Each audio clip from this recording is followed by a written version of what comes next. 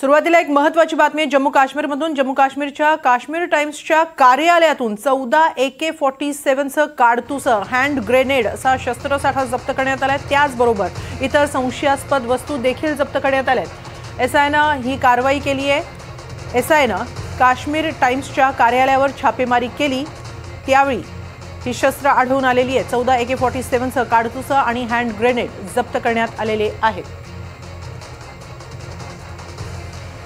गेल्या काही दिवसांपासून देशभरातच दहशतवाद विरोधी कारवायांना वेग आलेला आहे। त्यातच दिल्ली स्फोटानंतर या कारवाईने आणखीन वेग पकडलेला आहे। अशा जम्मू काश्मीरमधून आणखीन शस्त्रसाठा सापडला आणि विशेष म्हणजे हा शस्त्रसाठा काश्मीर टाइम्सच्या कार्यालयात सापडलेला आहे। 14 AK-47 सह काडतूस आणि हँड ग्रेनेड जप्त करण्यात आलेले आहेत। एसआयनं ही कारवाई केलेली आहे। काश्मीर टाइम्सच्या कार्यालयावर एसआयनं छापेमारी केली तेव्हा हा शस्त्रसाठा आढळून आलेला आहे। 14 AK-47 आणि काडतूस तसंच हँड ग्रेनेड यावेळी जप्त करण्यात आलेली आहेत। जम्मू काश्मीरच्या एसआयनं ही मोठी कारवाई केली। आपण याबाबत अधिक माहिती घेऊया आमचे प्रतिनिधी रामराजे शिंदे यांच्याकडून। रामराजे, काय अधिक माहिती या कारवाईबद्दल?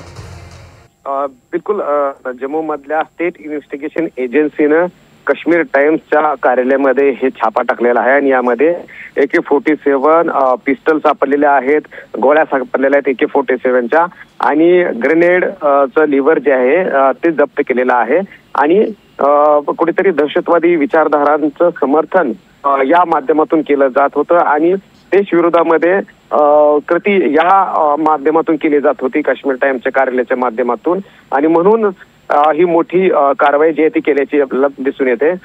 काश्मीर टाइम्स हा जम्मू मधला काश्मीर टाइम्स जे आहे ते जम्मू मधले त्याचं जे मुख्य कार्यालय आहे तर त्याच्यावर हा छापा घालण्यात आलेला आहे।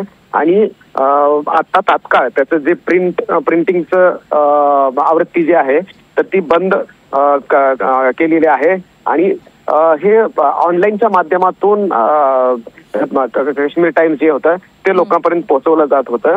आणि साधारणपैकी प्रबोध जामवाल यांनी हा न्यूजपेपर जो आहे ते चालवायला घेतलं होतं आणि संपूर्ण कर्तेधर्ते तेच होते। आणि त्याचबरोबर या संपूर्ण माध्यमातून म्हणजे या कार्यालयाच्या माध्यमातून कुठेतरी दहशतवादाला थारा दिला जात होता का असा आता प्रश्न निर्माण झालेला आहे। आणि म्हणूनच आता इथून पुढे आणखीन तपास यंत्रणेने कारवाई सुरू केलेली आहे। धन्यवाद रामराजे, आपण दिलेल्या या सविस्तर माहितीबद्दल।